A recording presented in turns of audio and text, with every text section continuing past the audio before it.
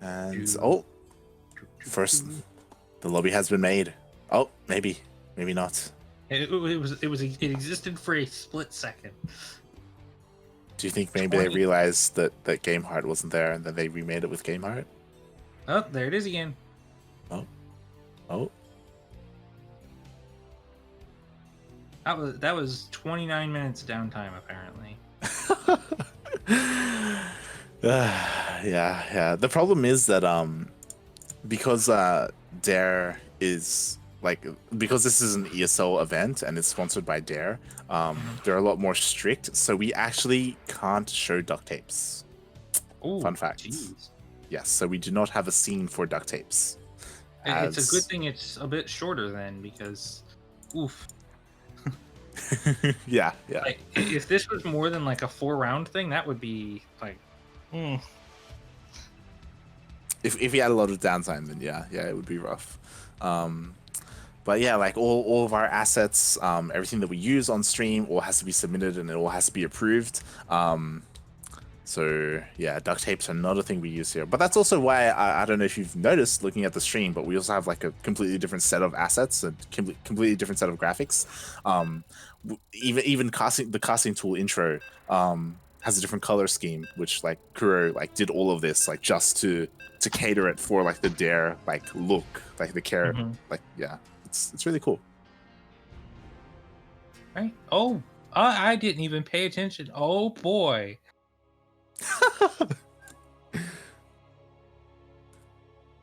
It's gonna be a good game one. And speaking of good game one, here we have him spawning in the bottom left-hand corner of Golden Wall LE. We have the Indian Zerg player. Oh, representing India as well as Downfall Gaming. It is Demi. And in the bottom right-hand corner, or just the right-hand corner, because you can't spawn on the top sides of this map, in the blue, playing Terran and making some kind of joke I don't understand, it is Seither. Now, this is my favorite map. Oh, really? I actually really like Golden Wall. Because it's weird without being like disruptively weird, in my opinion. And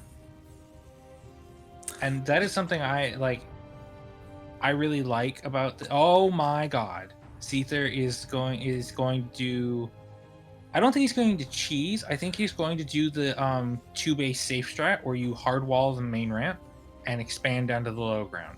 Yeah, he's mining that up pretty early, and that is definitely something that he could be doing. Yeah, I know. This is why I like this map. It's because you can do stuff like this, and it's perfectly viable. It's not crazy. It might slow you down a little bit because these SCVs are mining so far away from their base, but you know, it gives you this space of like, all right, I'm gonna have this safe expansion. Unless the other person's doing some kind of crazy cheese, and we're just gonna try and go to a later game. Yeah, I do like it as well for those same reasons, where it's a map that it lets you play StarCraft in a way that you just can't on other maps. Like you have like these weird strategies. Not even that, but just like even how your army can move around the map. Like if both sides are open, then like attacking one side or the other can be kind of troublesome unless like the middle minerals get mined out as well, just so like you have that maneuverability with your army. Like there's a lot that goes into it. Yeah, and like this map can either be like, if both players go down and take the main ramp into the pocket area, the map becomes very short. If one player goes down and opens and the other player expands up like the quote-unquote natural way, the map becomes incredibly long for both players. Yeah. Because attacking through here is just such a pain. Like even more so now that Demi has taken a third on the blue minerals, instead of what's become rather meta, I feel, for Zerg players, which is to take this gold base. Yeah. I mean, I guess I don't blame him because again, that gold pace can be a little bit abused depending on what kind of race you're going up against. We even saw I don't know if you saw Stay at Home Story Cup, but Cyril did it against Solar, where Solar took the gold base and Cyril mined out the mineral patches in the middle of the map, like just enough for his roaches to move through, and then with Roach Ravager he just like biled and then attacked the workers from the other side, and Solar just couldn't do anything about it. Like he was just gonna, especially because the reinforcing roaches were like defending that one pathway into the other side of the map. It was just yeah. I do feel like if you're going to take the gold base, you should also open up your main ramp. Yeah. Because like maneuverability on this map is just so important. Definitely. And yeah, we'll see how these guys play it out, as we do see Seither is going for his 1-1-1 opener, going for a fusion core. This is definitely more reserve style compared to, say, Run Amok. Yeah, definitely. And we'll see how Demi can deal with this. Of course, if Yaku was here, I can already hear him saying it. Oh, he's going fusion core. He's going for range libs. I'd be like, mate, that's never gonna happen. It's never gonna.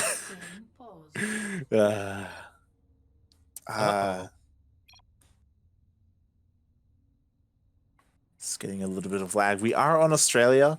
Demi, of course, he is using a VPN, as most players do in these tournaments, and yeah, just having a little bit of lag issues. India is really far away from Australia. Yep. Yes, it is. I want to say it's about like almost as far away from it as like at least the west coast of the US is. Yeah. I mean, typically in these tournaments we alternate. We go Australia, Singapore when it comes to server. But if it gets too bad, we may go over to Taiwan. Game resumed. Yeah, should be good. Demi has his lair on the way. That BC is on the way. What is Demi's queen count at? Because he has like another anti-liberator spore, but I don't see that many queens. Ooh. Yeah. Oh, God. They're lining up too. 8 drones with the Hellions. That is painful. Yeah, the Lings weren't in position. There were queens, but the Hellions just dove right on past the queens and just went straight for the mineral line, already losing 8 drones, and the BC hasn't even gone across the map yet. And as you were pointing out, like, Demi doesn't have too many queens. To be fair, he doesn't know that a BC is on the way, so he doesn't know how much he needs to prepare for this. He only has 1 spore as well. Yeah, like all he saw was a 1-1-1 opener. Like he didn't see the fusion core. So again, he could just be assuming, kind of like Run Amok, that it's just liberators. All right, the BC is done. Where is it gonna go? Oh god, right into the third. I mean, the queens are positioned here. Yeah, but the Spire is a long ways away, and like this BC is gonna get damage done. It's already got 4 more drones, 5 more drones, 6. Oh god. Like, that is 14 dead drones now, plus more into spores. Oh, because of the creep, is Demi gonna catch this BC? No, I don't believe so. Oh. If okay, that BC would have died before the queens lost a range. Yeah. But yeah, unfortunately. The Hellions get dropped into the main and get 2 more, 3 more drone kills. That is so painful for Demi. And, especially since he's going into Spire. Yeah. Again, we're seeing why Seither is so good at this matchup. He was just able to save his BC, which is just going to be repaired, and he's just dealt so much worker damage this game. Jesus Christ! And what, like, what's Demi gonna do? He's gonna run up this ramp. Now the door is gonna be wide open, but like, how does Demi attack Seither right now? Yeah, and to be fair, this is the first time where he went in with his Lings and he saw that the natural was not there. Like he until this time he actually hadn't seen that. Actually, he saw the natural building it with his Overlord Scout. Ah, okay. No, never kept going. He was sending his overlord to the other natural and it never finished. Oh no. Yeah. Go ahead. He actually has very minimal, almost non-existent vision of that like corner of the map. Now, Seither does have Seither has missile turrets up already. Like, not a lot, but some. And I guess there's no way for ground forces to do anything right now for Demi. Like, this is what I was talking about with this map specifically. You can do stuff like this, and there's very little for the other player to do about it now that we have basically turned into a cross spawn game with a hard wall off across the middle of the map. Yeah, pretty much. And Demi, he still hasn't started working on those minerals. Like, he still hasn't started opening up the other side of that golden wall. So it's gonna be quite some time. And I don't really know what Demi's plan is. Like, these muralists, how much damage are they really gonna get done? Like, Thors are already being produced. Thors and the upgrade for cyclones. Yeah. As we do see that there's quite a lot of factories here. We do have Seither going straight for this next style, and Demi's gonna lose an overseer here that just transformed, or not. It gets away with a slight amount of health. That's very lucky. Yeah, so maybe he'll get a bit of scouting done there, and the Mulus against PCs. Oh god. Loses a queen. Could have lost a lot more. That is a lot of mutas. That is a lot of mutas. 16 mutas.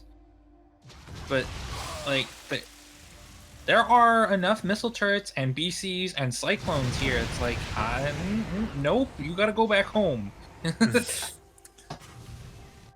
Yeah, and the problem is that, like, again, Demi, because he's been so light on his scouting, he still hasn't even seen the entirety of the main base. Like, I don't really like his army composition against mech. Like, Ling, Bane, Muta, it can work, but it's just so difficult to make work against mech. He's gonna try and bust through the main. Now, that may do well because there's two Thors here. There's also almost no splash currently in Seither's army. Like, he has Hellions, but they're not in position, and there's not a lot of them. This is going to get into his main. Alright, the Bane Buster goes down. He does get into the main, but he just runs into all those Thors. Yeah, Demi being indecisive, with the Banelings, he lost a couple of them. Does get 13, 14 SCV kills. But, like, a single Thor blocks this whole ramp. Yeah. I do think that, all things considered, like, despite all this army being here, like, getting 14 SCVs was pretty good. You know, it's a good start. But, like, look at how many SCVs Seither still has. Yeah. It's not like Zerg where you want 100 workers. 72, especially since, like, 13 of them are on gold minerals, is amazing. Oh god. The Widowmines take a big hit, or not the Mutalists take a big hit from the Widowmines. Also, remember how we said 45 mutas? Check how many Demi's on right now. That's he's almost there. He's got 32. Yeah. Our prediction may yet come true. We'll see how long this game goes. Again, like, Seither, he's just expanding, taking more bases.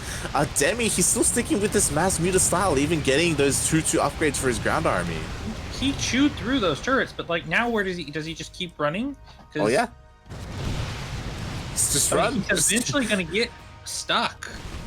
Liberators, Thors, more Widowmines. Oh god. Oh god. And the Lings blocked the ramp from the Banelings too, so he didn't even get into the main.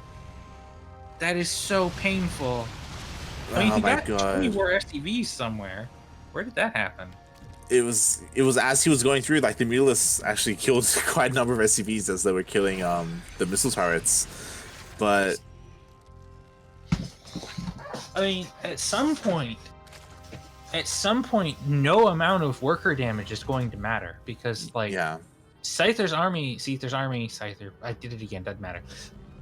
is just continuing to get more and more terrifying. Yeah, yeah. I'm just curious to see what Demi does from here and how stubborn he's going to be with his army composition, because we do have High finishing up. He's getting a second Spire as well, so I imagine Broodlords are on his mind. But still, we haven't seen him make any Corruptors or make any kind of tech switch. He's still sticking with this style. Here comes another big Baneling roll into the main. This one's going to eat one of mine hits and completely get decimated. Jesus Christ. That was, I think that was like almost 30 Banelings that just died to 2 Widow Mines. Yeah, yeah, and all they got were 2 supply depots and a factory, so... A factory that was almost dead anyways. Meanwhile, in the main...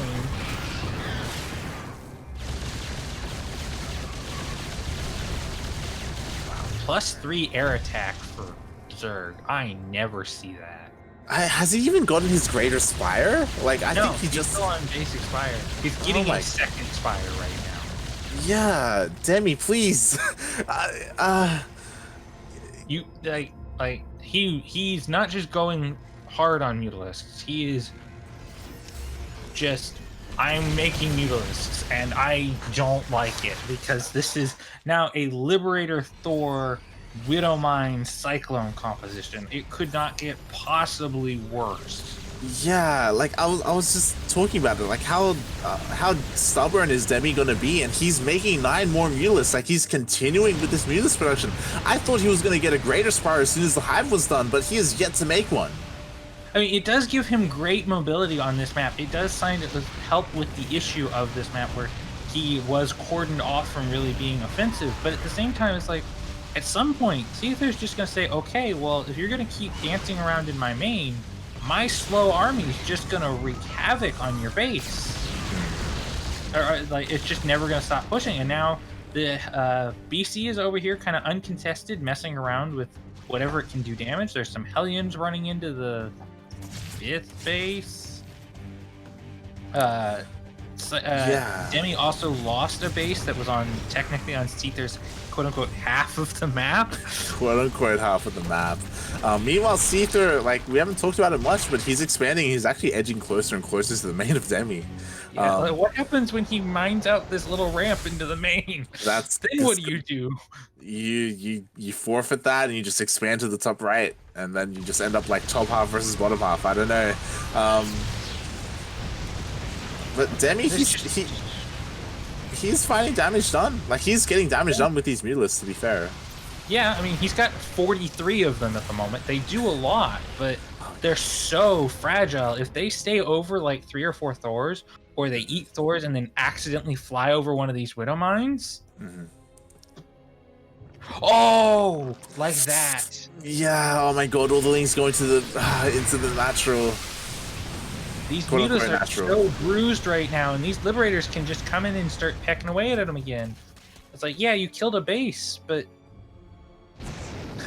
Seither's making 2 more. He does not care. Yeah. I mean, this base is kind of like a bonus, right? He already has that lower half, but here we have the Mutalisk. Most to find out. Yeah, they're trying to get more damage done here to the lower half. They keep running into like just Thors or Liberators. I don't know. Okay, finally. Now maxed out, by the way. Yeah, finally, we have an Ultralisk Cavern on the way. We have something other than the Mutalisks. I mean, Ultra's into 13 Thors with 3-2. Oh no. Oh god. That was like 8 Mutas that just died from a single volley. Jesus Christ. Yeah, we've gotten to the point where there are just so many Thors that's just going to start one-shotting clumps of Mutalisks. And again, Thors, they don't do too badly against Ultras either. Especially in these numbers, because like, okay, how are Ultras going to hug things when they can't get around them to hug them in the first place? Yeah, Thors be thick.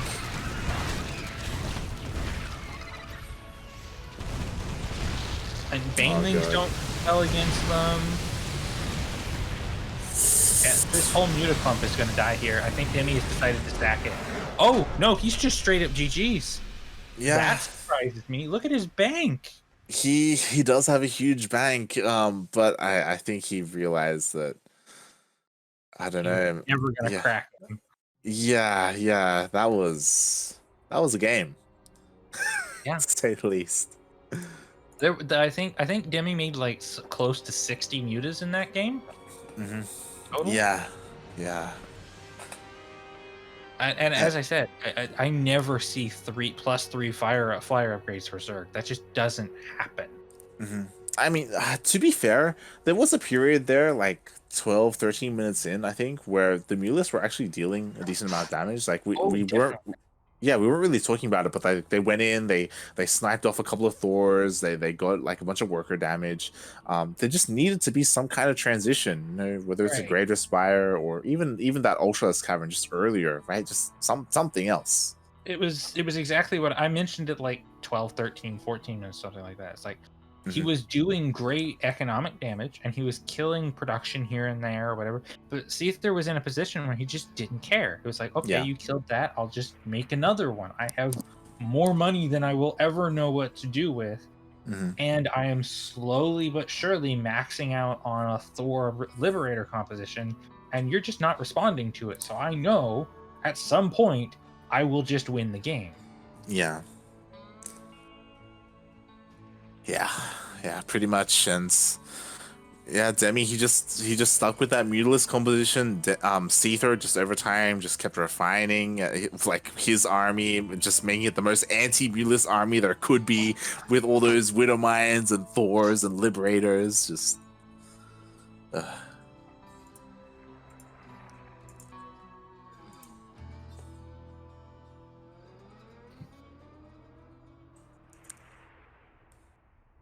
and like again, like I understand, like you're in a difficult position when your opponent has like all of those Thors, because it's like, well, even if I did have a Greater Spire, like Broodlords, I think Thors nowadays they outrange Broodlords, right? Don't they have like Oh, one they're extra they're range? even range with Broodlords, which is Y- way more dangerous for the Broodlords than it is the Thor, because Thor's yeah, just like, oh, a third of your HP is gone.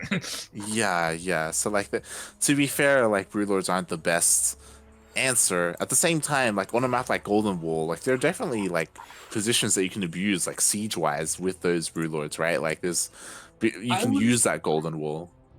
I especially like, I think like Lurker Hydra would have been actually, because of the map and the way they split it, might have been a better response. And like Demi definitely had the money and the time to set that up in that game. It's just Okay. he was so stubbornly just, I am going to make mutas. Oh no!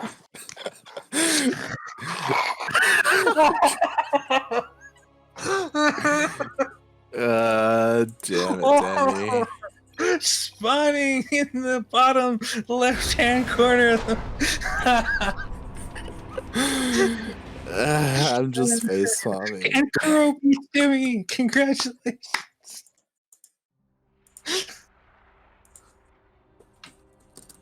Oh my god.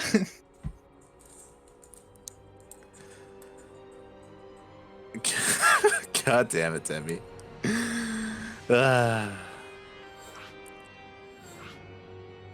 Stardock saying that that infestors would have been good. Yeah, to be fair, I think like maybe infestors with like neural parasite. Maybe.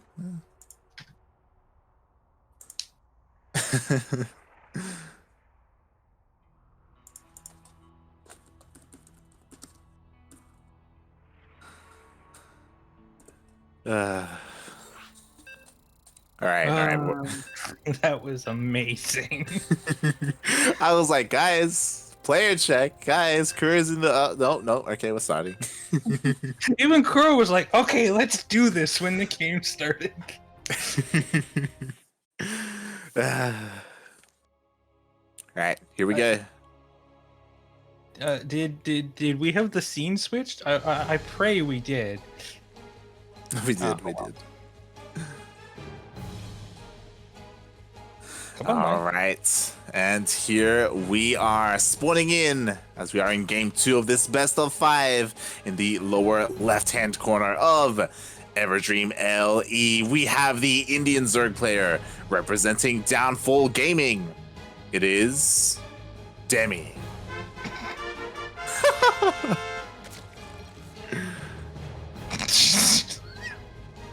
Spawning in the top right-hand corner of the map and playing blue in the blue trunks, playing Terran.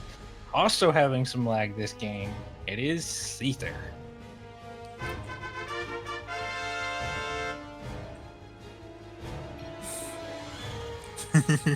Oh boy. Oh. Okay, I want to bet you that Seither's not lagging that badly.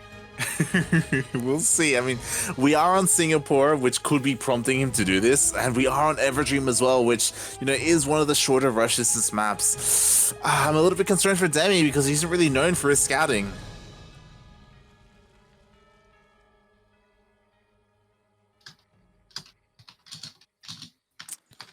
And speaking of which, some context, Demi's referring to someone called Krug. That is Azure. That is the Terran player who we saw earlier in the bracket.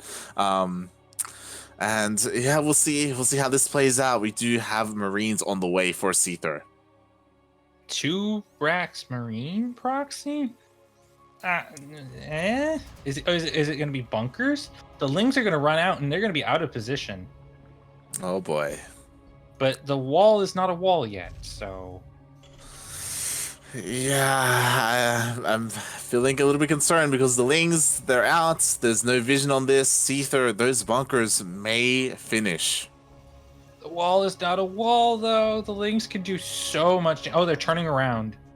Yeah, he spotted it. Oh, a little bit indecisive, and there is a factory there. The bunker is not close enough to be in range, I don't believe.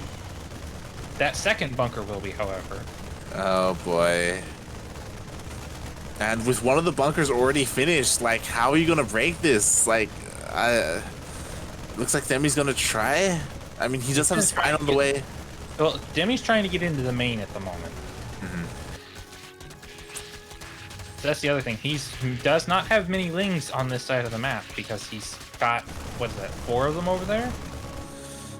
Yeah, that he doesn't. Oh my god, he's going up the ramp. I don't blame him.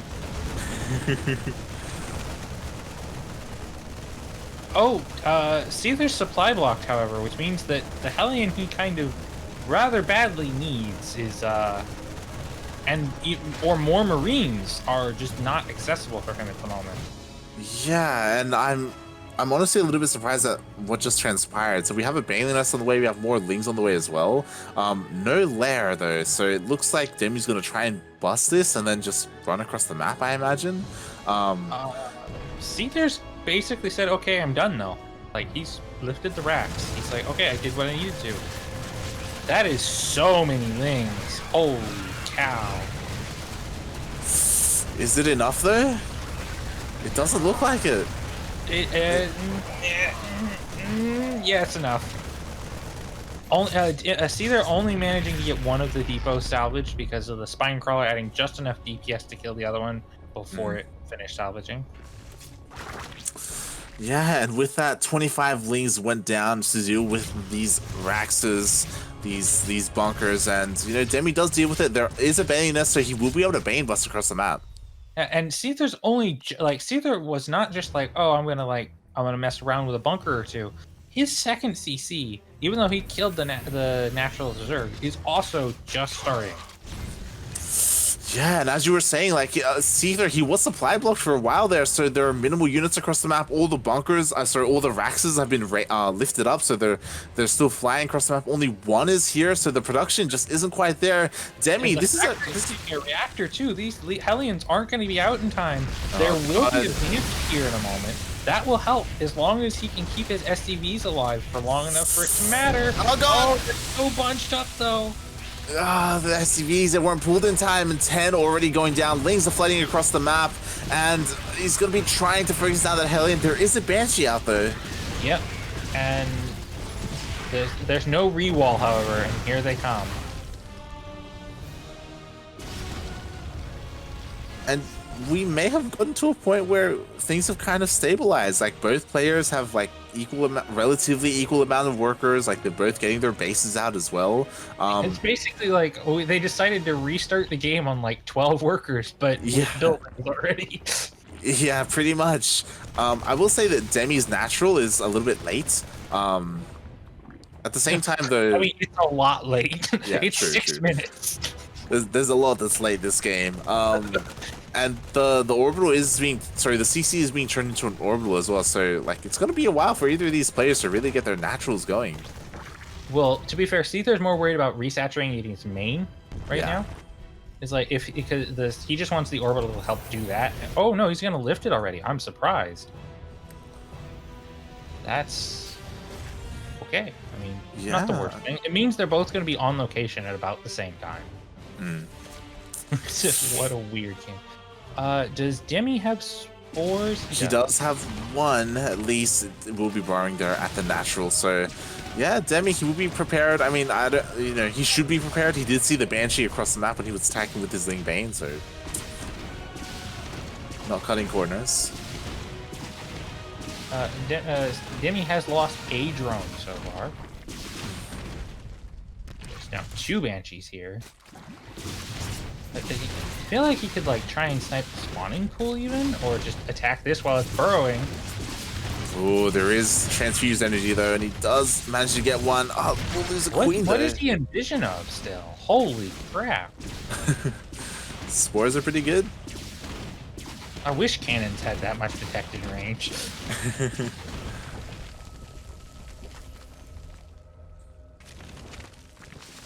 A 3rd Banshee though, and there's a 4th one in production. Oh my god! Seither wants to keep Demi terrified. Someone at Lumia right now is Seither is going for mass Banshees. I bet. The dog's name. What's the dog's name? Whiskey. Yeah, Whiskey must be barking up a storm right now, and Yaku's like, what's wrong? What's going on? Yeah. Honestly, Demi, he's not looking too bad as long as he doesn't take too much damage from these Banshees, which, to be fair, Banshees in large amounts, like, they can deal with, like, stray queens, they can clear creep as well. They can be pretty dangerous. Don't they, do Banshees do bonus damage against light? I can't check. Because if they do, that means they also got a buff against creep tumors. Yeah, that is true, and I mean, to be fair, Demi, he's really oversaturated on both his bases. He was working on droning up incredibly so, and yeah, he's getting his 3rd as well. Like, as long as he doesn't get caught out by some strong aggression from Seither, which I don't see happening anytime soon. Demi's in a pretty good position. He's also getting his Spire, so we may see 60 more Mutalisks. Oh boy. I mean, I feel like against what Seither has right now, Mutalisk would be pretty good. Yeah. It's like, I mean, Stem's almost done and all, but like, it's Marine Tank. A Marine Tank does not do well with like large mutant counts. Nicely microing the Banshees, getting the Queen, but getting the Banshees out.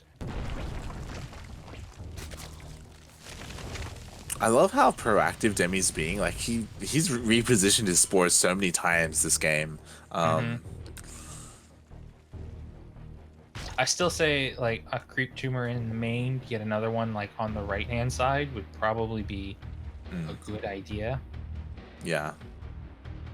Like with these giant mains, you need to have like the overlords are nice and all, but they're a risk. Yeah, definitely, and we'll see if Demi. It looks like he has minimal Ling Bane, but he may just have enough here to hold against this push. Maybe. I don't know. Like, this is a scary push. Yeah, it is. And all this bio with Hellion support, it's like, yeah, there's some mutas, but Stem's done. And there's no Baneling speed yet, and there's a tank. Oh god, there's only one Baneling left. Oh, it got a beautiful connection though. This whole thing, that connection alone pushes Seither home. Yeah, if it wasn't for that connection, like if there was some focus fire, if that baneling was taken out earlier, then I think Seither could have started to snowball a little bit, but Demi just barely able to hold on. And it's all he needs is his time, because like once baneling speed's done, +1 on his mutas, getting a bigger muta count, it's like that's the breathing room Demi needs for the next 2 or 3 minutes. Yeah, and he got away with, I would say, his kind of greed. Like he droned up pretty heavily, and he was able to defend with like kind of minimal amount of units there. So really well done. And now he's got like a decent mutalist count. He can finally start applying some kind of pressure and force Seither to stay at home. Seither is staying on tank. He's just tank marine. He's going up to, what's this? 5 Raxes. He's getting his army for +2. These NG bays might get sniped, and these are his only NG bays. If he does not keep them alive, no more missile turrets until he replaces them. So. Yeah, we'll see if Demi, maybe he'll go back in and try and snipe it later. Like they are already a little bit damaged. No, because he was forced to build them in the wall down here. Normally they're in the main with the production where the turret ring can protect them, but that's fairly exposed. Meanwhile, here we go with the next stage of Seither's aggression. Yeah, we'll see how Demi can hold on now, this time with 3 tanks with this army, couple of Hellbats as well. Nice pre-split. Yeah, there's a lot more here for Demi this time, though. And all Demi has to do is kill the Marine count, because the tanks obviously can't kill these. It's not enough bio yet. Oh god, the medevacs! Ooh. Seither needs more production. Like he's working on it. And just like that, the medevac count was actually reset. Like there are currently no more medevacs out on the map. So Seither was making liberators through that as well. So he's had to stop making the liberators he wants to make more medevacs. In fact, I wouldn't say it would be bad for him to, instead of making another factory, to go into another starport. Yeah, just to try and rebuild that count. Like your bio is so vulnerable without those medevacs, so prone to overstimming, especially against mutalists as well. So we'll see. Yeah, we'll see how this goes as Demi, he's taking a 5th base behind this. He's still out here with these mutalists out on the map trying to snipe some more, maybe even go back for those NG bays. Oh yeah, sniping +2/+2 would be huge. He's just gonna do some worker damage though. Get these gas geysers. Yeah, anything he can get done is great. Like again, keeping the army at home, getting both gas geysers, getting a couple of more workers actually. Oh god, what's the reaction from Seither? No response. Seither, are you here? There was like Seither was just like not paying attention. Yeah.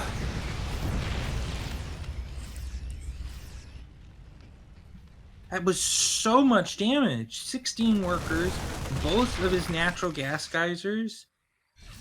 The missile turrets have to be rebuilt. Now he has +2/+2 now, but like there's a significant army difference here as well. Yeah, army, the worker difference, right? It's pretty significant. And yeah, like honestly, I don't want to say that was lag. Like that was an extended period of time where Seither wasn't responding. Like if it was lag, the units would have responded, but it would have been slow. Instead, his army literally just sat there like he was dumbfounded. Yeah. Again, I'm not too sure what he was looking at. He must have been looking at something else. And yeah, Demi already dealing a lot of damage. He's pretty close to getting maxed out as well. 2-2 is on the way as well. I imagine he's going to wait until that finishes up so they're on equal upgrades. But yeah, this game, Demi, he's finally found like some kind of footing. No, he's not waiting. No, he's not. All right, here we go. That's a lot of Banes. That's 27 plus 29. That's 56 Banelings. Now he is into a planetary. Oh god, and we even see the Banelings crashing into Thors as well, and everything gets cleaned up. I'm saying that there is a decent amount of bio here to stop Demi from going any further, but he killed the planetary. There is another base already in production, however, and finally Seither is transitioning into something other than just Marine Tank Thor. He's getting some Widow Mines. It's like the reverse of the last game, where it's just like, no, I am going to use this composition. I mean, we do see Seither transitioning a lot sooner, you know? I mean, we are 15 minutes in, but finally we do see these Widow Mines being incorporated, and they're going to be doing so much better against this Ling Bane Mutalisk composition from Demi. At the same time, I'm surprised that Demi hasn't thrown down an Ultra's Cavern. Like, he has Hive, he's still sticking with this more mid-game composition. There it is. Oh, there we go. But I think other part of it is, like, Demi doesn't have a crazy amount of money. That attack was very expensive for him. Yeah.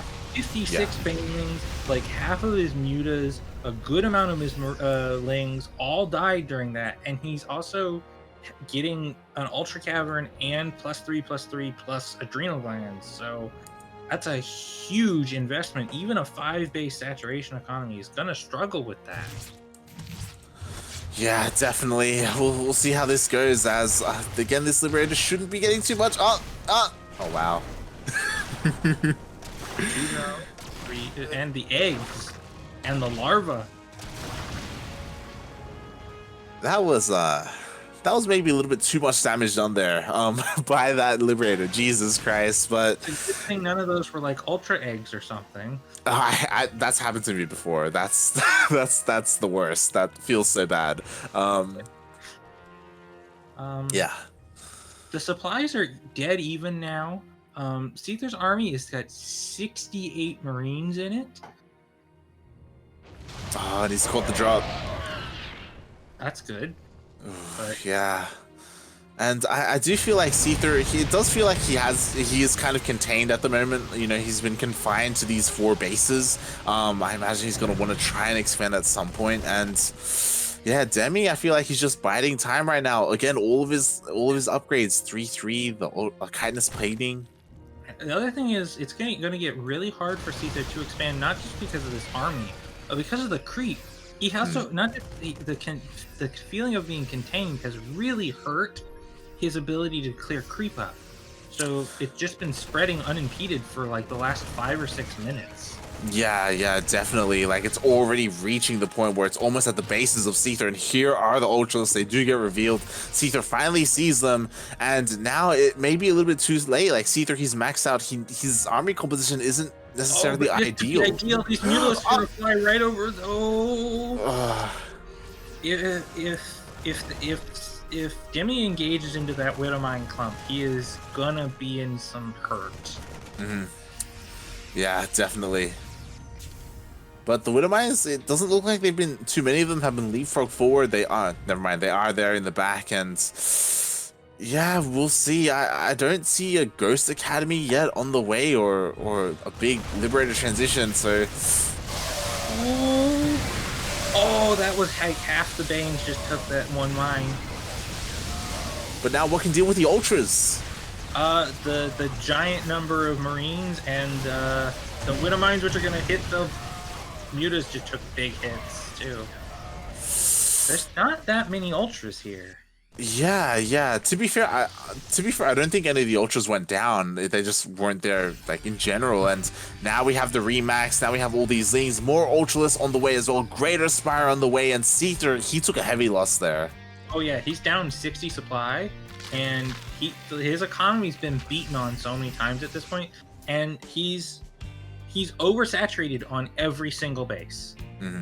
So his workers aren't even efficient anymore. Yeah, and he, like, if he can't expand, he'd almost be better off like pulling like half of his workers off of like this 5th base, 4th base, whatever, just to eat like Baneling hits. Oh boy, here we go though. This could be the last engagement. The Marines are all clumped up at the top of this ramp. Yeah, and to be fair, their positioning wasn't too bad. Like, it was this weird choke point that the Ultras were trying to funnel through, so he does hold there at the ramp, but again, like, every single time they trade, it's better for Demi. Demi, he has his entire half of the map to himself to expand and to just gain more resources from, and Seither, he's just struggling to maintain on 4 bases. Okay, he held, but it's not about holding anymore. He's on effectively 1 base economy. Oh my God, he can't even land his CC. Yeah, his natural base has 1 mineral patch. His 3rd base has 3. He has 1 full mining base, and that's not gonna last much longer. Some of these patches are, this patch right here is down to 10 minerals. Yeah, like he's just kind of being starved out right now. Like he just can't keep up, like as the longer this game goes on.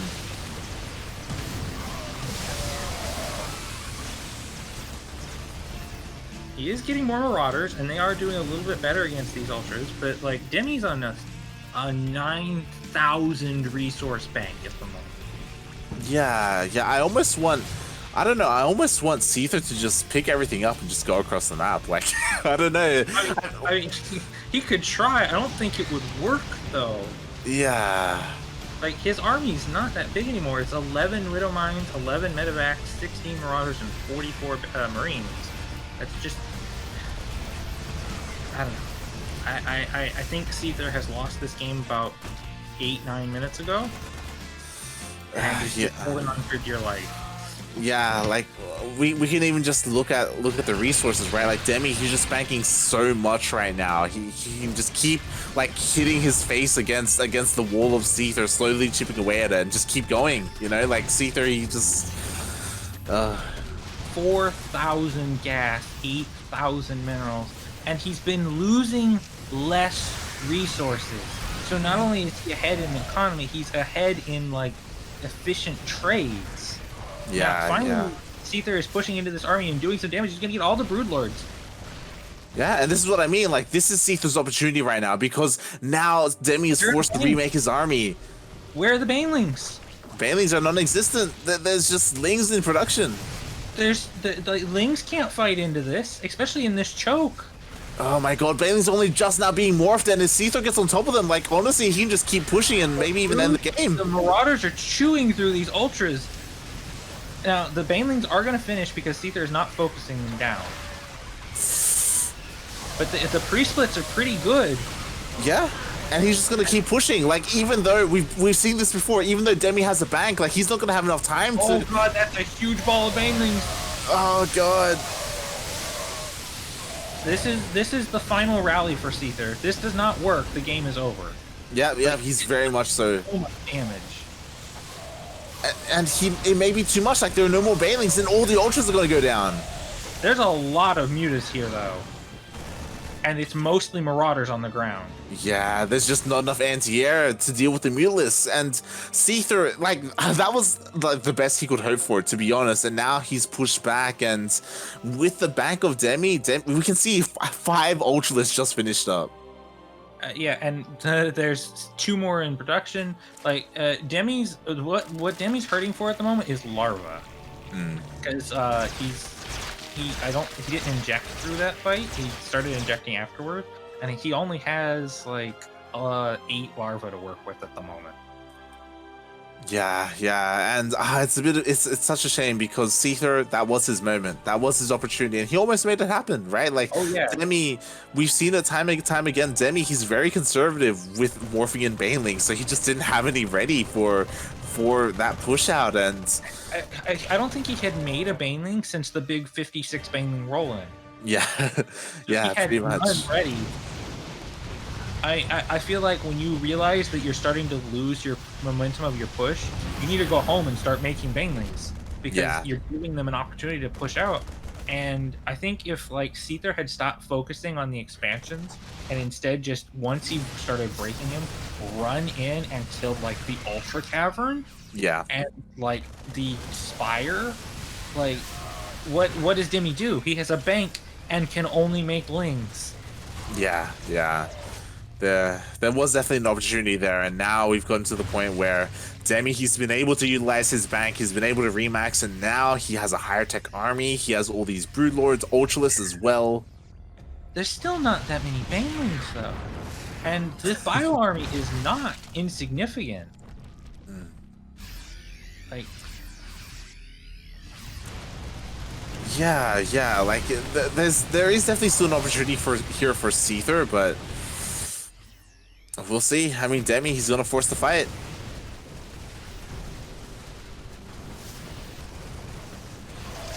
oh, they're not splitting the bio. Banelings. Oh. That is GG right there, unfortunately. Yeah, the ground army goes in. The Brewlords unimpeded, just rain down upon the army. So we are now sideways for 1-1. GG. And this is where I pose you a question, Dally, as Yaku is here. I mean, I'm here. It's the finals. I'm invested now. This is true. We could try cast. If Yaku wants to hop in, like, why not? You know what? Yaku, do you want to hop in and then I'll step out? I can step out if that is an option. I realize that I'm speaking to no one because Yaku isn't in the call, and there's a 2-minute delay.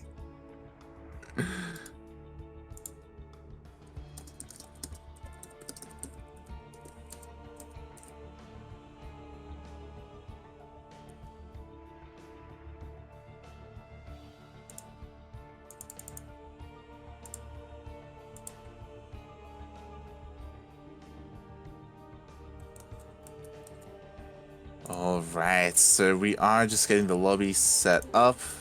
Oh, Here's a Yaku. Hello. Hello. You missed Kuro beating Demi in a CBC. I saw that. That was OP. Oh god, Yaku, something's incredibly wrong with your mic. Yeah, it sounds like you're on like your phone. Yeah, yeah. Maybe having Yaku cast isn't a good idea. Yep. So while Yaku figures out his audio, we can just get into game.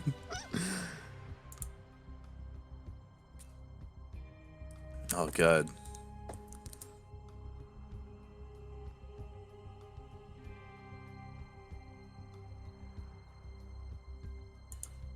Right, well, since Demi says 2 mins and I'm in the lobby, so I don't need to do anything, I'm gonna go grab a drink. Yep, fair enough. All right, and it will be on a submarine. How did this make it through? This is game number 3. It's going to be on submarine of all maps. Submarine, of course, being one of the smaller rush distance maps. Seither, he did open up with approximately 2 racks on Everdream. We could see something similar here on submarine. On the flip side, though, we could see Demi try and be aggressive himself. There is just way too many possibilities onto submarine in there. Yeah, and oh my god, you sound so much better now. Frickin' Microsoft, man.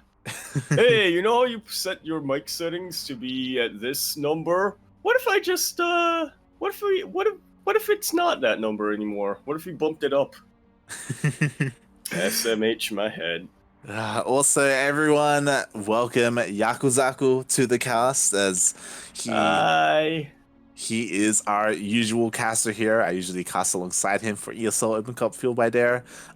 He is our resident Southeast Asian representative. Yeah, now I'm just filling in for Dally. Nope, I'm back. Oh. All right, so do you guys want to take this away? I'm up for it. You up for it? Alrighty then. Okay, I'm going to mute. Did somebody redeem a Dally, please? Is that? Oh no, somebody redeemed a Yaku, please. Huh. I had to jump on in.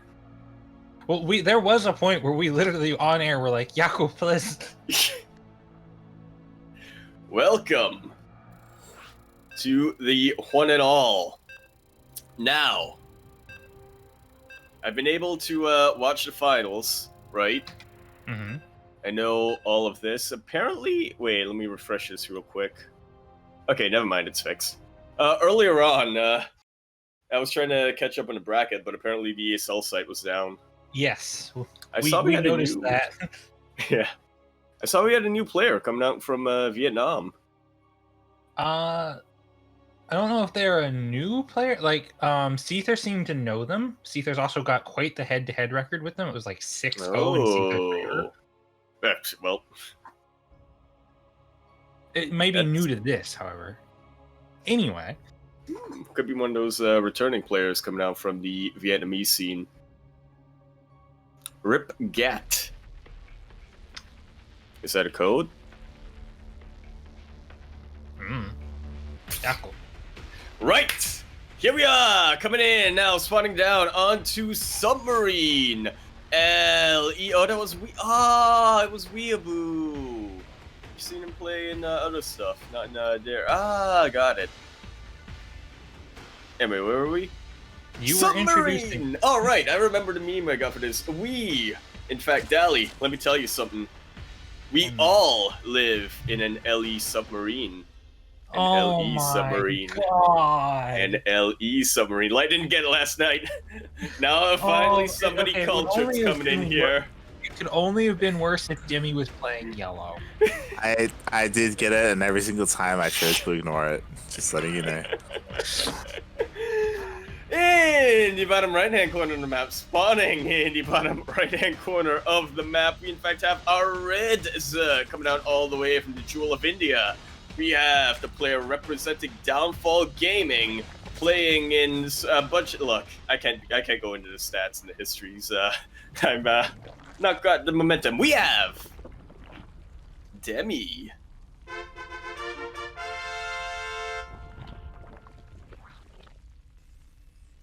And in the top left-hand corner of the map, looking to pull it back after a rough second game in this series, in the blue, playing Terran, it is Seither.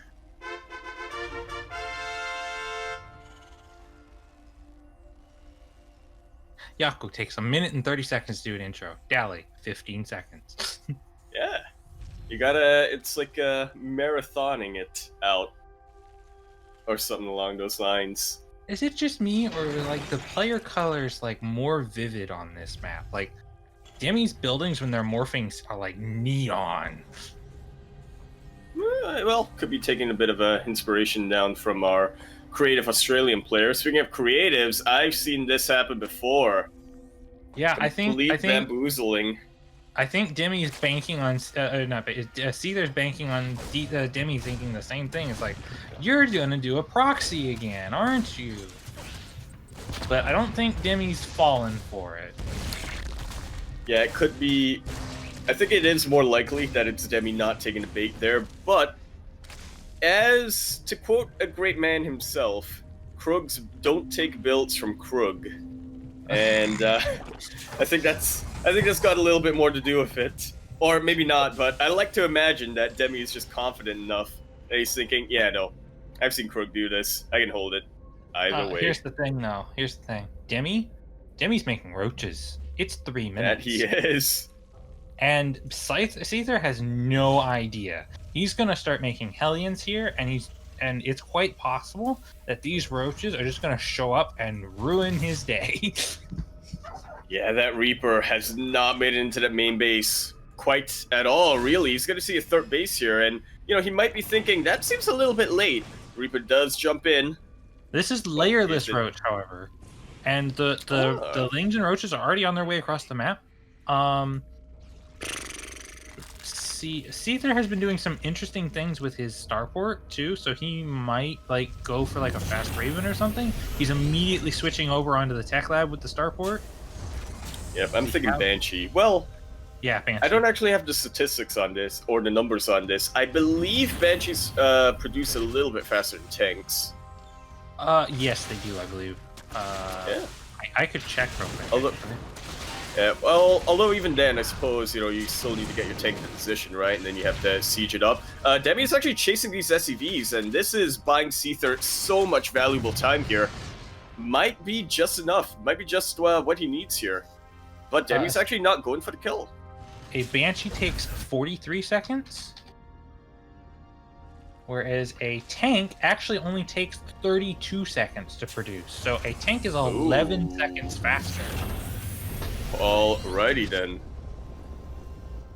But I mean, I guess he doesn't want to go through, the bit of that hassle, having to move the tank into position, having to siege up, and then risking the corrosive vials on top of the siege. Yeah, like a tank is definitely better as destructively. It will clean up the army faster, but it is also more vulnerable because obviously roaches cannot shoot up at all. Exactly. That's quite a bit of an oof there. I guess they're really good if you're proactively getting defenses up, right? But when you have to respond fast, like Seither did, the Banshee is always going to be a safe bet. But kind of surprisingly, Demi hasn't decided to really do a lot of damage here. Not just by not going into the main is pretty understandable, but there's an opportunity to harass the natural a bit more, or just wait out. Yeah, Seither and Demi have both been having connection problems back and forth. I'm glad that mine. I'm not the only one, apparently. I mean, I'm actually doing fine now, but yeah, these past couple of days, and by past couple of days, I mean literally Monday and Sunday. I had some weird connection going into normal servers.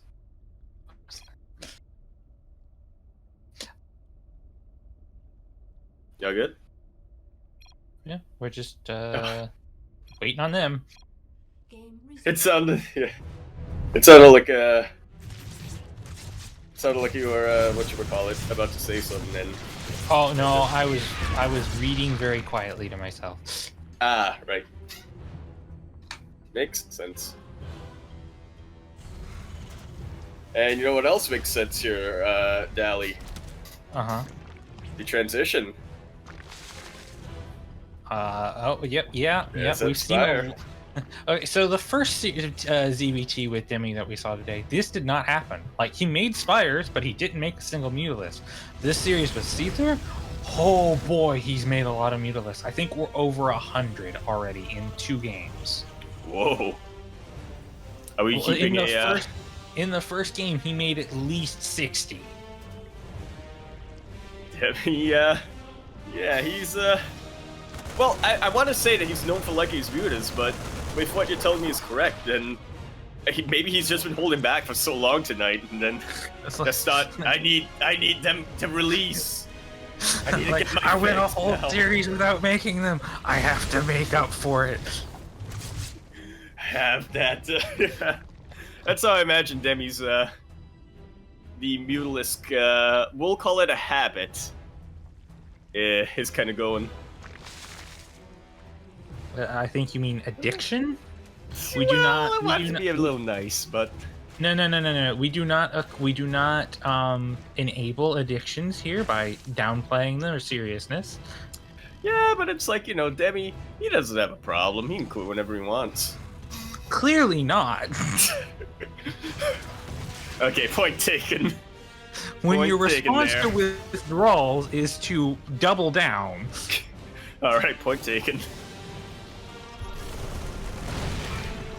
And speaking of points, this is a pretty good choke point here for that Seither could try to utilize here. Demi has been sort of, I'm not sure what the term is, honeymoon in question mark. He's been joining up pretty hard just before this, as that was the time that he had to do so. Yeah, but that was never meant to do anything more than stop some creep, because Seither immediately turned around and went home, scanned, sees tech. I think he scanned the natural as well. No, he did not. He does not know there's mutas. Oh no. Is this going to be a problem again? We saw red, not red, what was the guy's name? Brain bleed. The other Terran we casted today, it was Runamok. We saw Runamok lose a game because he did not see the Spire, much less the greater Spire, before it was done. Ooh. Well, it seems like Seither doesn't really have this problem. I was staring at that production tab, let me tell you, Dally, that entire time thinking, are we going to see it? Are we going to see it? And yeah, we do see a couple of missile turrets being thrown down. A quick transition to mines, and what's interesting here is I You gotta have to confirm this with me, Dally. I believe this is the first time in this finals Seither is going for a second factory. I don't think it's the first. No, because the first game was straight mech. Oh, well, I mean, yeah, well, yeah, that's. You cannot yeah, make. You cannot make mass Thor Cyclone off of one factory.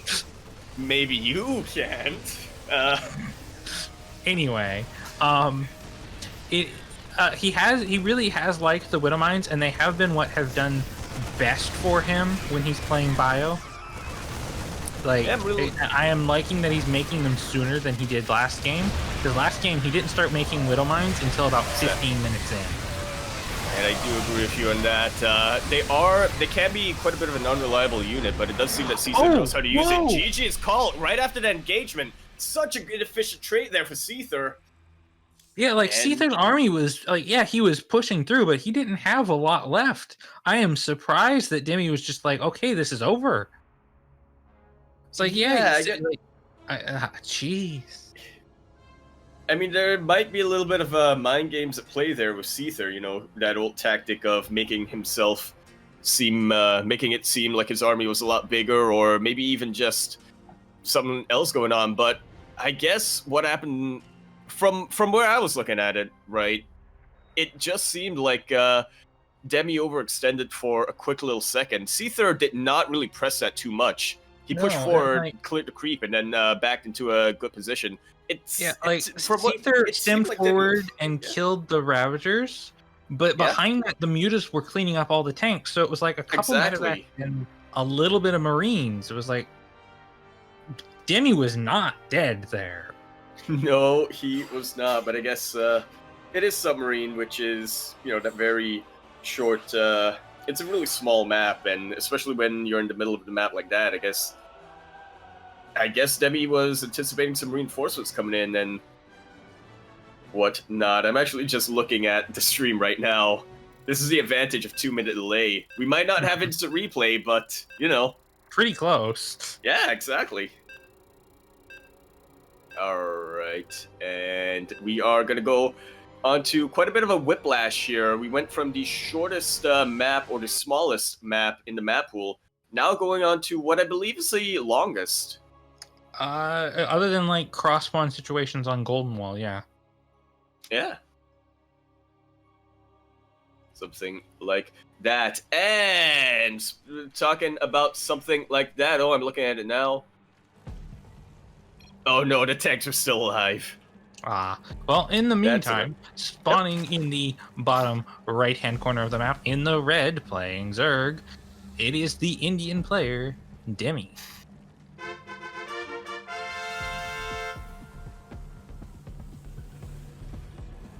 And now I think about it, it's probably better that you do take the first intro, because it gives me a bit of that baseline of, you know, how to go forward. But speaking of going forward, here we are coming in. Gonna be spawning on to the map being Ice and Chrome. LE. We had something for this last night. Now I've already forgotten it. It was the shiniest ? Or the foggiest? It's pretty dull. Something like that. Well, like, it even is. Chrome is shiny, and this is not shiny.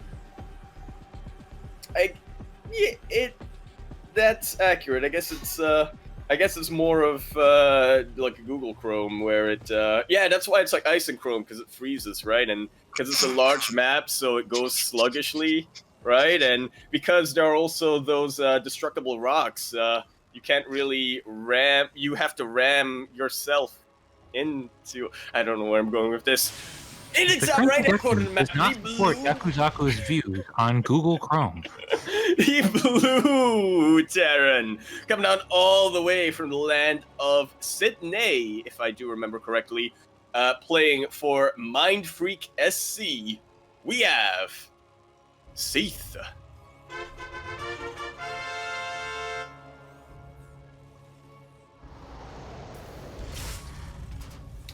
We'll figure out what the Ice and Chrome was meant to be. I'm leaning on to my Google theory, but But yeah, I only did the intro, by the way, because you were watching the VOD. Yeah, well, I mean, yeah. It's like, otherwise we were gonna sit here and be like, we'd still be doing the intro. Oh yeah, no, I was gonna be stalling. I was full on playing to be like, ah yes, we're in the little map, and in the map, and this is the map, and we're about to see the little map, and this is the map. Something like that. That's how it goes, and speaking of how it goes. How it's going is a very standard macro game. Pretty much. Yeah, we don't really see. Well, I guess it might be a little bit early here. We don't really get a sense of what the type of standard opening these players are going to go for. At this point, last game, roaches were already going across the map. That is accurate. This is a bit of a calmer game. Yeah, for the time being, it will be. At any rate, I have to hope that we'll get. I don't know. Demi and Seither always have a lot of hype behind them. I feel like they are very similarly matched players. I definitely could see Demi winning this and making it a full ace match. Yeah. Especially on a map like Ice and Chrome, right? Where I don't actually have anything to back that up, but you know, Mutas. They do pretty well on maps like this. Just looking at like the center area of the map where you would want to set up like a tank siege, with those big rocks in the middle, it's actually, and the way you have to go all the way around to get a flank, I could see Seither having a pretty good siege position if we get to like a mid-game siege situation. Guess that means we're going for Brood Lords. We might. It's all to be determined. But yeah, for the time being, we are in our early... Where are Demi's spore crawlers?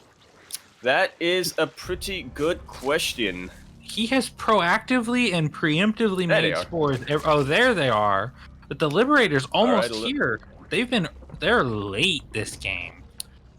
Yeah, and especially with a harassment unit like Liberators, right? They're not quite like Banshees. You don't just need the spores for detection and then let your other units do the rest. This is a bit of an awkward position to siege up, though, Seither.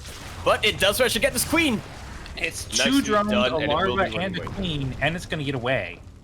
Dang. Not quite that, that stonks of damage that, we may or may not have grown accustomed to.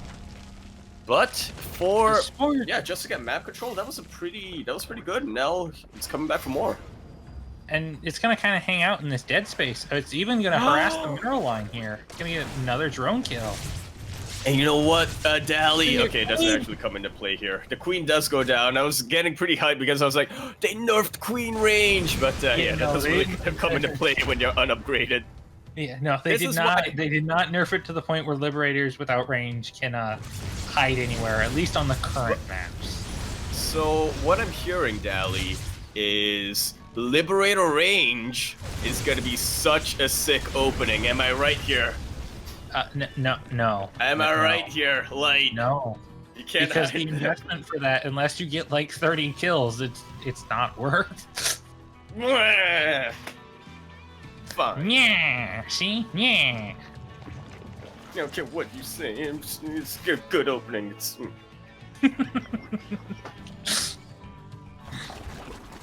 But speaking of good openings, that was a pretty decent value for Seither. Not quite that massive economic lead that he wants, but he doesn't really need that considering that he's going into mech.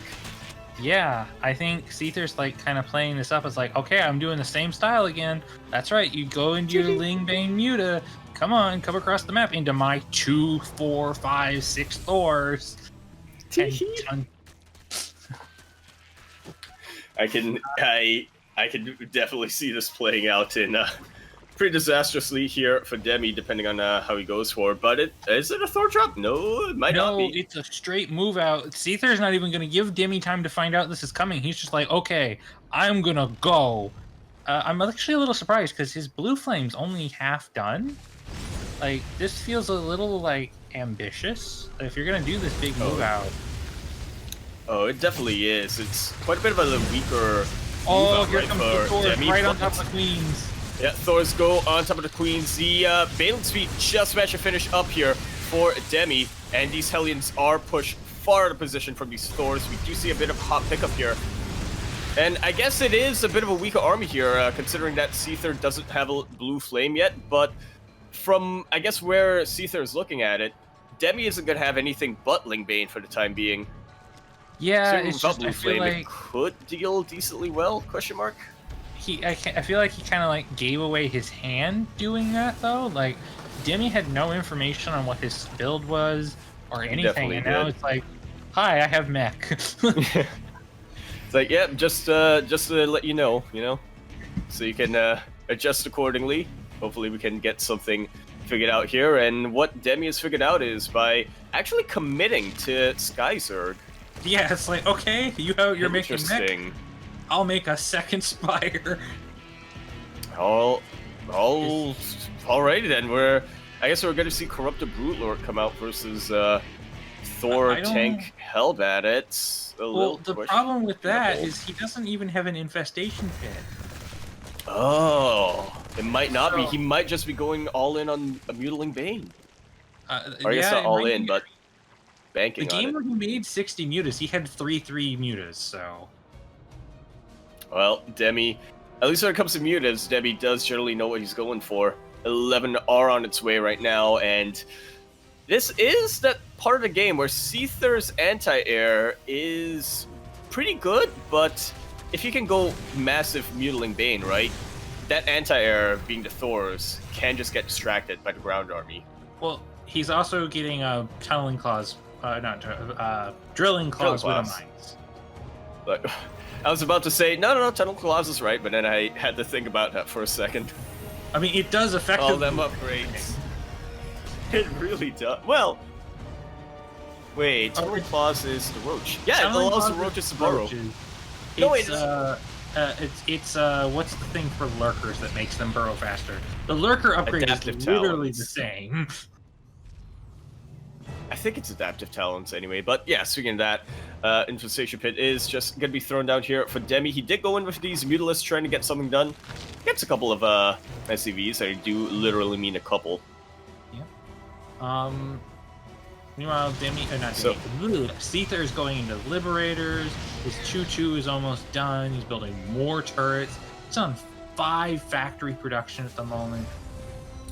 Yeah, I'm getting pretty concerned here for Demi. He is now transitioning into his Hive Tech, and I imagine he's going to be going into Greater Spire after this, or... I mean, it's not unheard of to get Ultralisk in this scenario, but yeah, Seither is just really establishing himself in a really good economic and defensive position. Mm-hmm. This is a lot more like Game 1 was, where like, Demi was like, okay, I have Lingbane Muta, and I'm just going to mash it into Thors and Hellions, and it'll work eventually, right? Right, guys? Right, guys? Yeah, exactly what I was thinking. Well, it is, I guess, going to be depending a lot on timings here. He does need to move in before Seither can really get an establishment. Oh, the Widowmines are going to see... That Widowmines got a lot of Banelings, but for getting a Planetary on top of that, well worth it, I would say. Yeah, but there maybe was not, no considering Banelings how to many like Banelings. follow up. Yeah. Like 2 workers for, what was that, like 30 Banelings? And I actually have to take back what I said earlier. I would say well worth it. Looking at the units lost tab, Demi has lost over twice the amount of gas and well over 1,000 minerals there. Depending on how long this game goes and depending on how many bases Demi can establish himself in to how good his economy will be leading as the game goes forward, he can definitely continue to do this. But it's quite a bit of a big if, considering Seither is now maxed out and moving out. Yeah, like this, once again, this is starting to mirror the first game where it was like, Demi has a huge economic advantage. Dally, the Widowmine! Dally, the Widowmine! Okay, it's not actually as deadly as I was worried that it would be. But like this, okay, Demi's like, okay, I'm doing mutas and lings. What do you do about this? Hope for a base trade, I imagine. Demi's actually sending all his units mutas out. Can't win. Yeah, but you know, that's I guess There's not even that many lings, and they're all dying to Thor. One Thor is killing all of Demi's lings. They are. I think it was wouldn't mind stopping them up, but I guess it. Yeah, it's still the fact still remains, right? These lings are really starting to get thinned out. Demi is already in the front face of, or Seither is already in Demi's front production here, and the amount of damage Demi is doing is great, right? On top of getting a lot of these SCVs, but Seither's already planning his follow-up. He's already floating his base away, and he's about to get all of the tech here. Yep, all he's got to do is go into the main, and like Demi's army just cannot engage into this. No, it really cannot.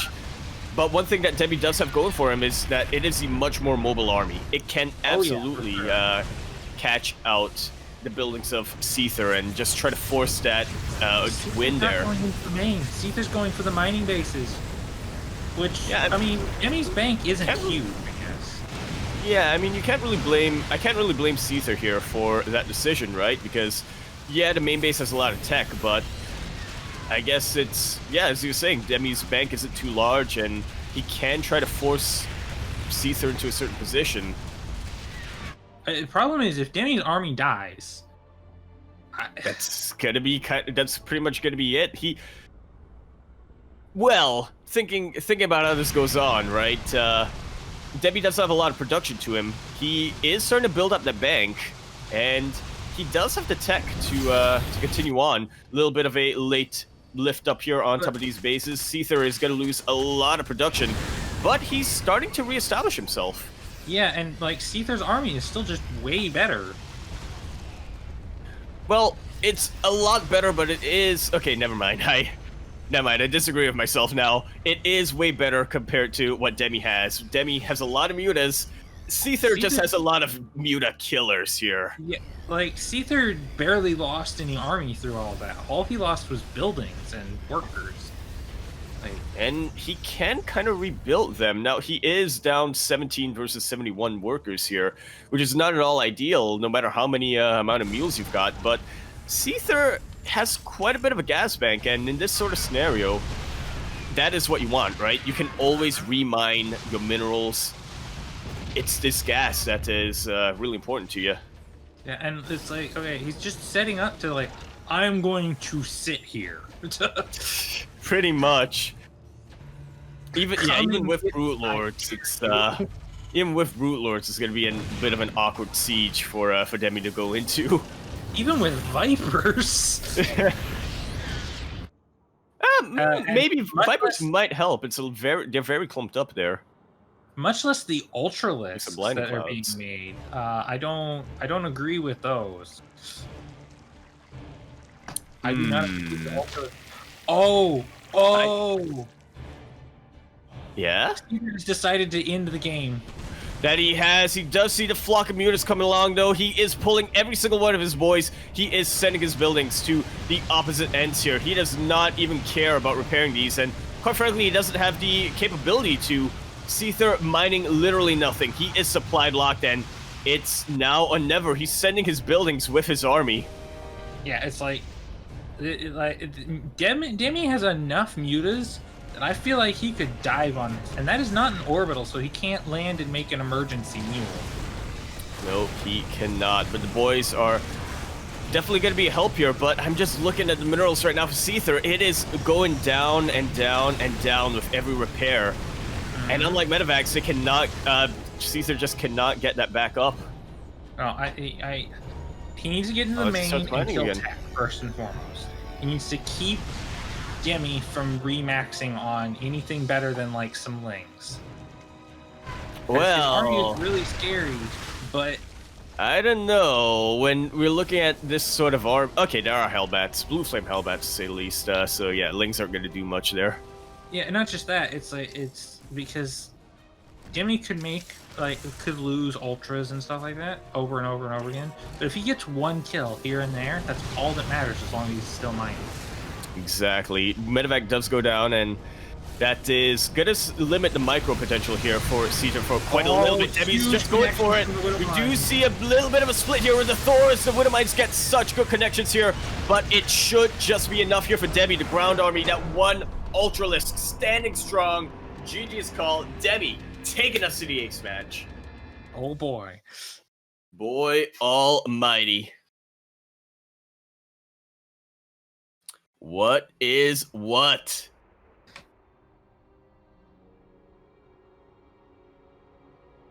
There you have it.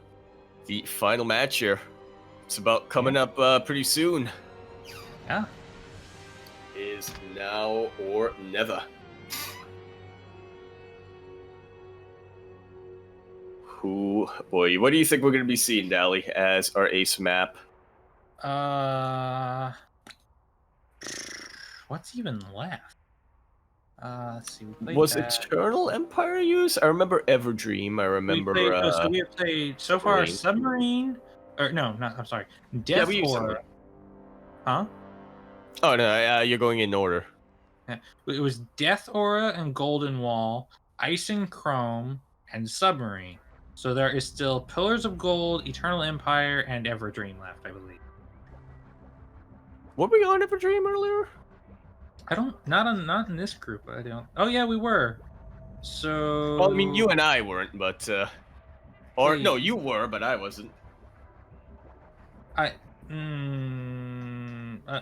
looking in the chat, the ESL chat, and I see Demi posting Everdream 2 times in a row. So it's like. Oh, that was when Kuro defeated Oh yeah, Demi. so it was Golden Wall, Everdream, Submarine, Ice and Chrome. Or did she beat Seither? I don't. No. Oh, Kuro brings up a good point as well. We can't just look at replays. Not with no match history, we can't. Yeah, you can. The replays are still there. Oh, yes, so they are.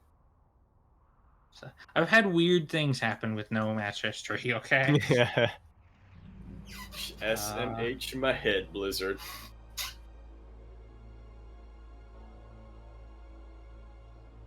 I guess there's also, like, what's it called? There's also that other bug, right, where replays just aren't saved. Or I guess if you have a full-on hard drive, might not see it. Eternal Empire is going to be our ace match, and what a map to end it on. I feel like this map is slightly Zerg favored. Not, like, dramatically so, but, like, the Zerg is a position where they can play a little bit more greedy because of the way the... Demi's asking for 2 minutes.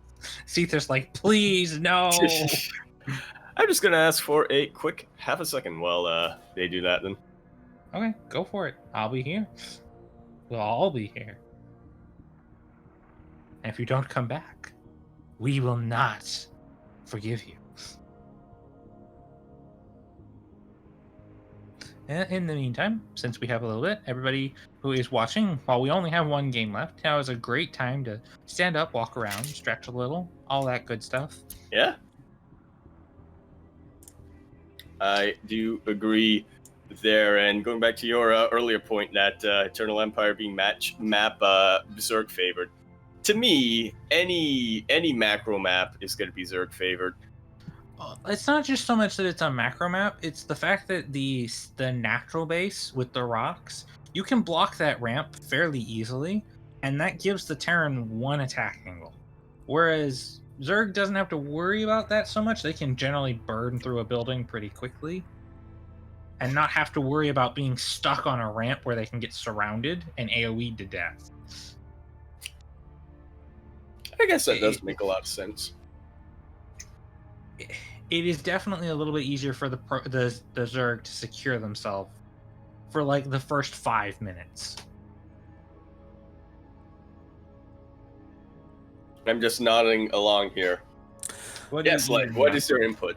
I am going to pose a question to you and ask, since typically it's been Seither the one kind of dictating the pace of these games, will we be seeing Mech again, or will we be seeing Bio? Bio. Well, we've seen Seither do both twice. And he's won and lost with both once each. So what it's you're like saying is he has to switch it up now. I feel like we're gonna see another battle cruiser opener here. Oh, I'm with you there. I can't really back that up, but I just have this gut feeling, you know. That was the game that went best for him, and he hasn't done it in the last 3, so it's quite likely. Anyway. Yep, go ahead. All right, here we are. It's up to you. It's up to you. Spawning in on Eternal Empire E in the top right-hand corner of the map. In the red, playing Zerg, playing for India, it is Demi.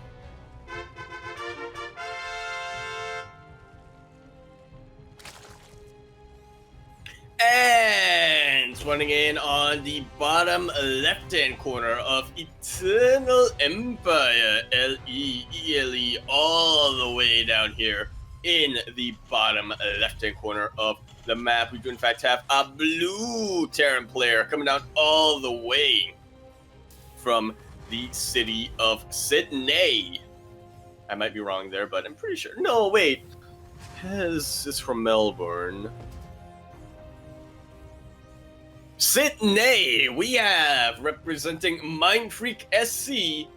It's Seither.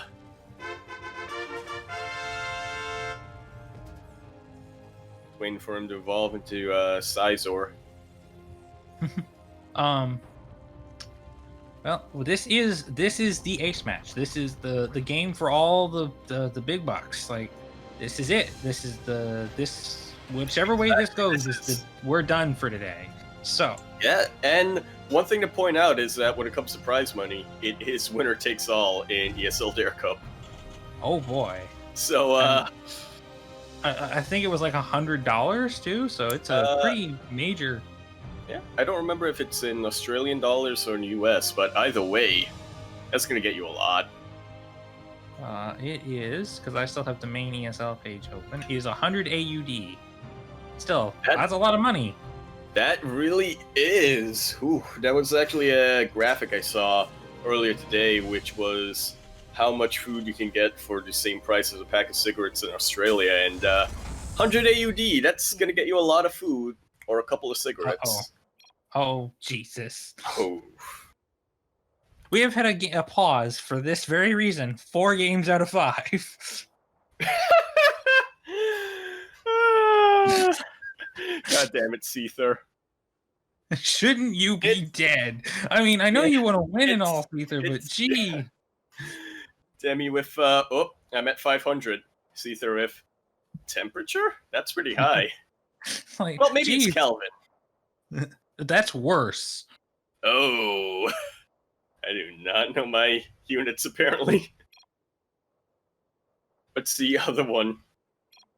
Killing me is Krug's shop. Yeah, Celsius, usually. Okay, so Celsius and Kelvin are both worse than Fahrenheit. Yeah, well, I don't know. Fahrenheit was kind of a masterpiece of. It's definitely my favorite David Cage game. Oh my god. We are not promoting David Cage here. Absolutely not. Yeah. What a guy. But speaking of Davids, I don't know where. I don't know how I'm going to transition out of that. I don't think either of these players are called David. Mighty Kiwi. There we go, old mate Dave. The Reaper, by the way, has gotten no information on what Demi is doing. No, it hasn't. But you know what? It bounced the queen around. So that's got to be worth something, right? It's trying to go in, but it'd be denied from these queens. Seither, from what I'm looking at so far in the series, it just seems like Seither is being very cautious of the queen, well, which is kind of understandable. Say that, but hey, Light. This opening looks remarkably like the thing that Runamuck did in Game 1, where he's this third CC is really fast. Yeah, forget three base before or 3 CC before starport. This is I'm gonna ignore the starport altogether and just get the CC as soon as possible. Holy cow! That's 2 more Dally. That's 2 more axes being thrown down. Are we gonna see an armory? Do you think he's just gonna do some weird third base like Hellbat thing? Potentially with with the stim timing, with just have them as a bit of a buffer, right? I mean, Demi has no reason to like respect 3 Rex right now. He's like, oh, you're taking a third. You're not gonna do anything. Like, he saw everything. The Overlord just flew on by because there were, like, no Marines. Yeah. It really did. Yeah, I guess this is just going to be a more, a bit Double more of a engine bay. standard timing push, yeah. Or a bit of a delayed push coming out. Or not delayed push, you know, a standard timing, but just more greedy. There's the starport. I would not hate seeing, like, Seither going up to, like, 7 racks. Like, just, okay. Oh. Yeah, it's like, okay, I have my third base. I'm muling really hard. I'm going to saturate my natural and start working on saturating my third. And just, like, Demi will probably play a little greedy now that he's seen this. Maybe I can just go to my proper racks count and go. That is, yeah, I wouldn't discount that either. Once you have Stim on the way, just maxing out as quickly as you can, or not even maxing out, just, you know, getting that critical mass of Marines and just splitting if you have to. It's very potent when the Zerg player decides to go for a 4th base like this. Played a little bit more greedy, but it's still to be determined. His Seither's 1-1 is half done before Demi's Evo chambers were even done, like, morphing. Tis accurate. And, yeah, I feel like I'm watching the Gathering Storm, or we're in the calm before the storm. We do see a couple of tanks being thrown out just to be a little bit of a backbone there. I'm liking this trick coming out from Demi. Creep trick. There are now 5 racks and an armory. It is crucial that Seither keeps his drop alive, because otherwise he has no chance of pushing. Like, he can't lose these Hellions. He can't lose this drop. He's setting himself up in a wonderful position, but it's very fragile for the next, like, minute and a half. It really is. You have to pay so much attention here. You have to micro as best as you really can. Seither trying to micro, trying to start a step, and he is getting some value done, but Centrifugal Hooks is almost complete here for Demi in 9 seconds. There is a bit of a timing here for Seither to take advantage of. On creep now. That they are, but good transfuses. And now Demi, or Seither rather, his Marine taking even just 1 hit from those Banelings is so deadly right now for Seither. Yeah, but I think Demi's scared. Demi just made 50 Lings, 8 Mutalisks. He is not making drones at all. He is terrified of this push now. Which he perhaps should be. So long as Demi is able to hold this push, he'll be in a much better economic position, but yeah, that does hinge quite a bit on the respective micros, or the respective engagements. Now from these 2 players. I'm trying to shark around with these Mutalisks. He is going for the surround, or maybe a little bit of pathing issue there. But there are a couple of Marines here to protect the tanks, and they are doing a pretty good job. But shooting individual rings instead of the balls, so they didn't really do much damage here. No, they did not. But the Banelings have just about been taken care of. Seither's reinforcements are coming in, but I think he realized, yeah, I do not have the momentum here to keep on going like this. I can sort of regroup in this fort position, but I can't just trickle in. I have to wait for my my next round. I feel like Seither does need to go up to more production than 2 tank 5 racks. Oh, there it goes. Three racks immediately thrown down as I say that.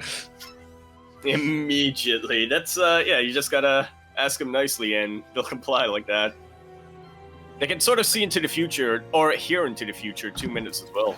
But yeah, that's neither here nor there. I am not that so Raven. No, but Seither is. Except Seither is live with us. The only people who aren't is chat. Yes, but it's not the future if it's literally. No, Yaku, no. You realize you were about to walk into a paradox there. And you just decided to nip that right in the butt. Like, nope, I'm not engaging in this with you. I know how these can go. I've known you for almost 2 years. I know better. And speaking of knowing better, that's an interesting supply depot position here coming out from Seither. Mm-hmm. You know what else is Double interesting? walling it, ooh. The extreme lack of missile turrets to protect his production. He has one. Yeah, Seither's actually playing this out pretty ballsy. He is being a little bit conservative with getting his missile turrets, which I don't really blame him for. You know, you don't want to be over-making those defensive units when you could rather be getting, or not defensive units, defensive structures, when instead you could be getting, you know, live units like so. The Banelings don't manage to get too good of connection here. This double wall really paying out right now for Seither, but will the Sim City work against his favor? I don't think so. It's like the Lings are all gonna die now.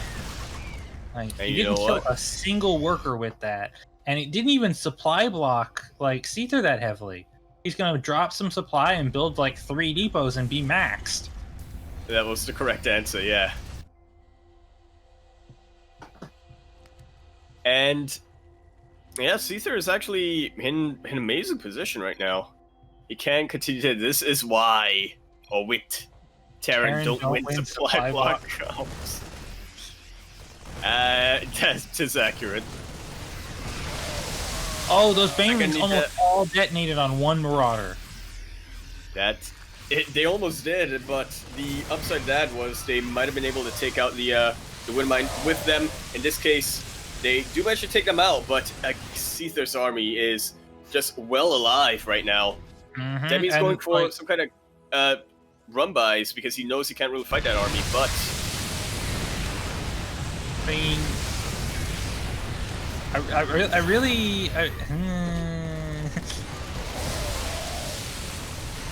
Yeah, that's...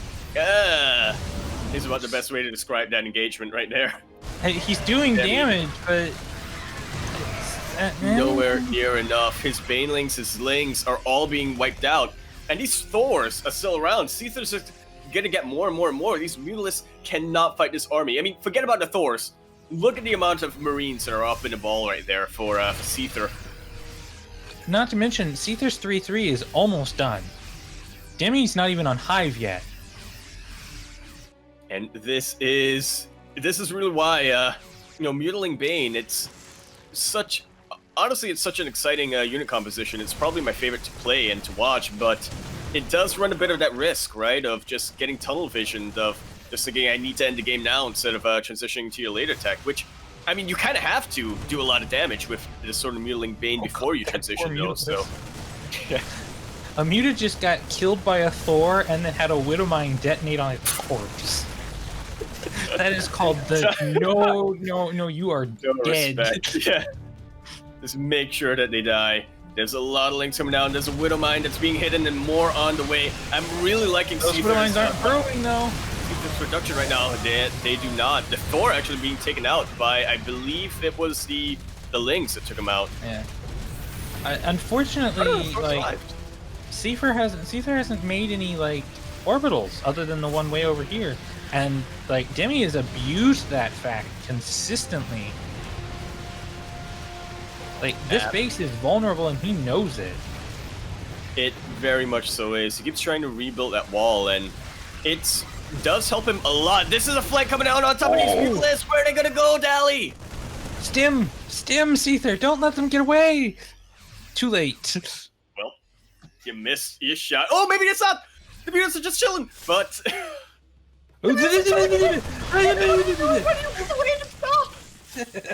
That was 3 Mutalisks that didn't need to die. Oof. That is... Yeah, that's... Seither's Hive is now on the way, but... Or not Seither's. God damn it. Demi's Hive is now on the way. Demi still doesn't have a lot of Banes. And he's going for this planetary this time. Yeah, I think Seither needs to stop chasing Demi's army around and just force him to fight on his own side of the map.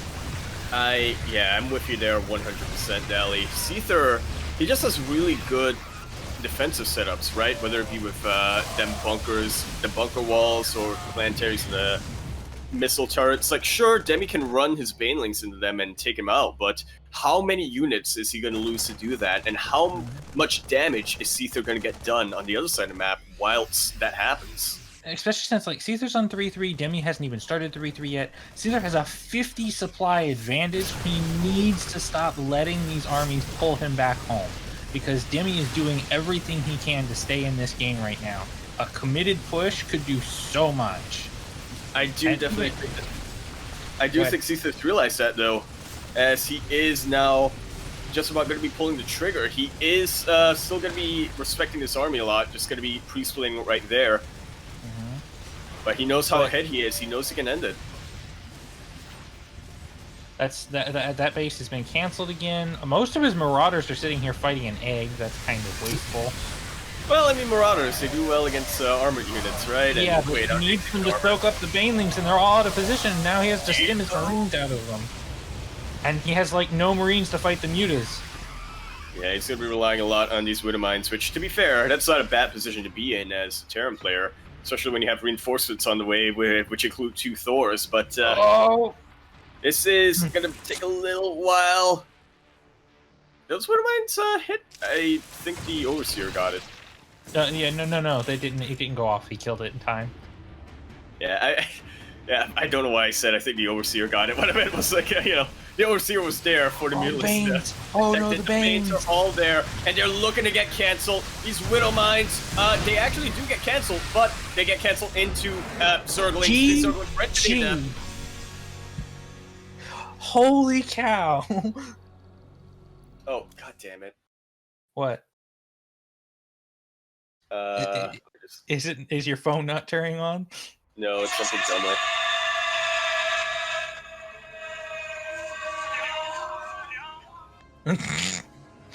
I may have gotten Bluetooth earbuds for the first time last week, and I forgot to disconnect them from my phone.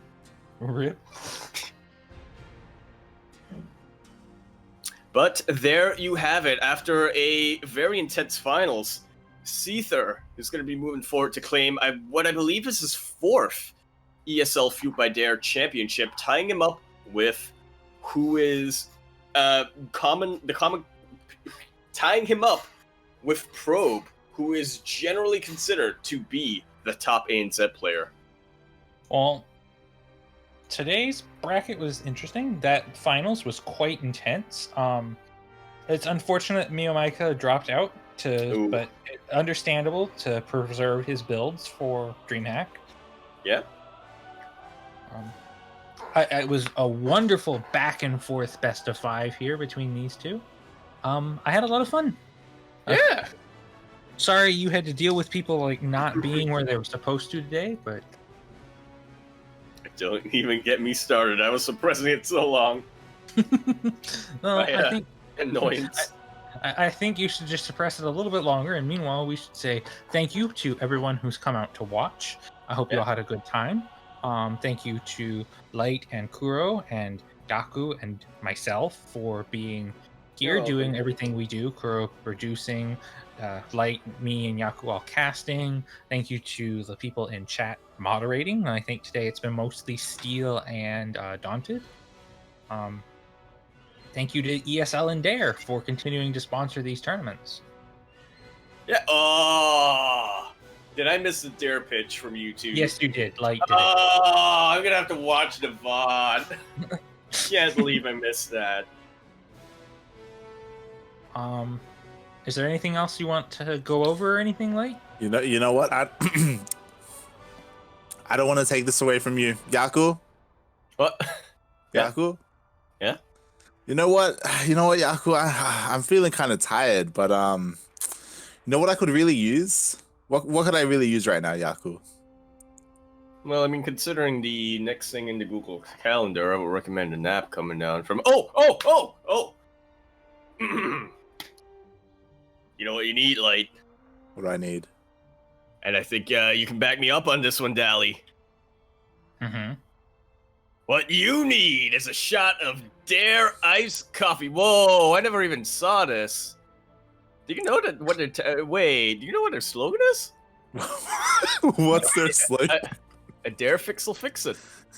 There you go. It's not that good, but I should be saying that. It's an amazing slogan. Dare Iced Coffee. It's an amazing company with amazing products, such as their new Dare iced coffee caramel latte made with Robusta and Arabica coffee beans. A dare, no, get a dare today, because a dare fix will fix it.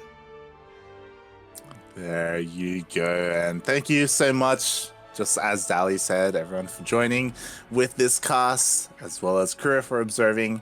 And yeah, as Kura was saying, we will be live in how many hours? 10 hours? Something like that. 10-ish hours with La Espira Challengers, as I will be casting that with Yoda Slim. We will be it is a tournament that we're partnering with La Espira to basically host a tournament for all the players that didn't quite make the cut for DreamHack, all the Latin American players, I should say. So yeah, it's essentially a Code A, but for Latin America. Nodding along. Yeah. Okay. Anything else, Light? No, I think that's it. Again, shout out to Dare, shout out to ESL, shout out to everyone here, and do follow the channel if you want to tune into more StarCraft, not just ANZ and OCE, but also Latin American StarCraft, NA StarCraft, amateur StarCraft as well on Fridays. Like, we have a little bit for everyone here on the CranKy Ducklings. Yeah, there's a lot of us to go around. Or I'm not sure if that's the best way to do along. But yeah, do stick around as we will. I don't know what I'm saying. Do stick around as we will be rating a StarCraft related stream on the way. That is a top confidential secret here that only Light's brain is privy to. And we'll see you guys when we do the next one. Yeah, we'll see you in 10 hours. It might be a while before you hear from me again, but see ya.